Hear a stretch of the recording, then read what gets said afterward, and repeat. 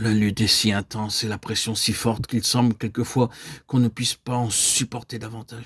Bien-aimés frères et sœurs en Christ, chers amis, auditeurs, auditrices, est-ce que vous réalisez la portée de cette bataille? Point, il nous est nécessaire de savoir quelles sont les armes de la victoire. C'est pourquoi, chers amis, il est si important que nous nous réunissions dans un temps. Ce n'est pas simplement pour emmagasiner des vérités, à Dieu ne plaise. C'est une convocation solennelle qui nous réunit chaque dimanche pour pouvoir nous renforcer et être prêts à faire face à cette bataille, à cette tribulation. La fin des siècles est à la portée et la souffrance, l'épreuve, l'intensité de la lutte spirituelle que nous devons traverser ont une très grosse, très très grosse explication.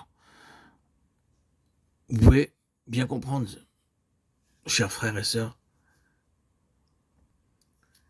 cet assaut de toute chose contre votre vie spirituelle, cette pression qui devient presque impossible à endurer. Il y a une explication, bien aimé, et une explication dont les dimensions dépassent tout ce qui n'a jamais existé. Dieu est à la veille d'atteindre son but et de changer la face de l'univers. Oh, merveilleuse perspective. Et tout cela, bien aimé, a son théâtre d'opération dans la vie des saints. Nous sommes là-dedans, tout cela a lieu en nous.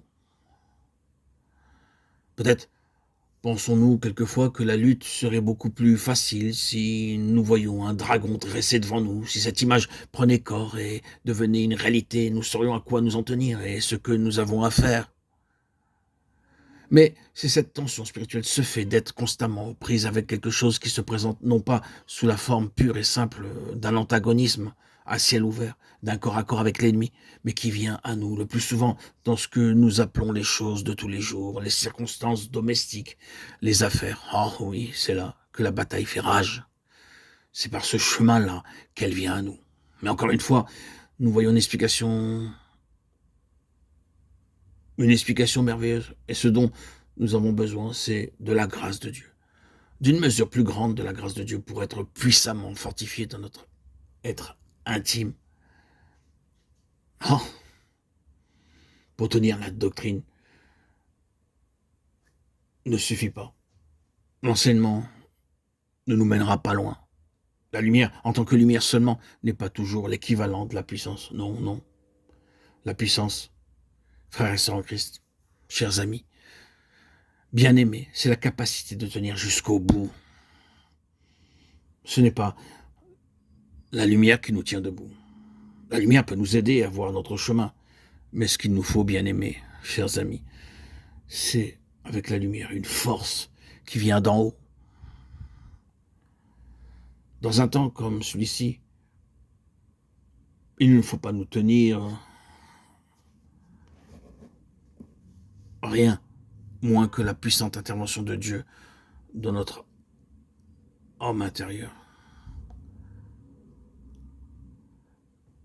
Que Dieu se serve du temps que nous avons à passer ensemble dans nos belles assemblées, dans nos réunions, non pas tellement pour accroître nos connaissances, oh non, que pour nous fortifier et nous vivifier dans notre être intérieur par son Saint-Esprit. Amen.